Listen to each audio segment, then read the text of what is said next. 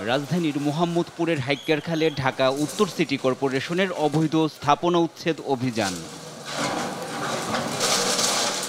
এ সময় খাল ভরাট করে নির্মিত অবৈধ ভবন গুড়িয়ে দেয়া হয়। খালের জায়গায় স্থাপনা নির্মাণকারীরা জানান, বিনা নোটিশে তাদের ভবন ভেঙে ফেলছে ডিএনসিসি।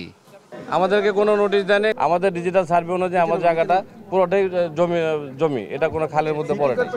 এর আগে বুধবার সকালে অবৈধ স্থাপনা উচ্ছেদ কার্যক্রম পরিদর্শন করেন ডিএনসিসির প্রশাসক। এই সময় তিনি রাজধানীর বিভিন্ন খাল দখল করে অবৈধ ভবন ও স্থাপনা উচ্ছেদের কথা জানান। সরকারি জমির উপরে, খালের উপরে বাড়ি করে নিশ্চিন্তে ঘুমানোর টাইম কিন্তু আর নাই। আপনাদেরকে এটা আজকের উদাহরণ থেকে শিক্ষা নিতে বলছি।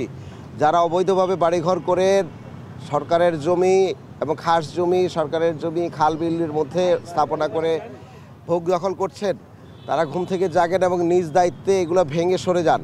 পরবর্তীতে নতুন করে আর যেন এসব জায়গা দখল না হয় সেদিকে নজর রাখা হবে বলে জানান উচ্ছেদ অভিযান পরিচালনাকারী এ কর্মকর্তা।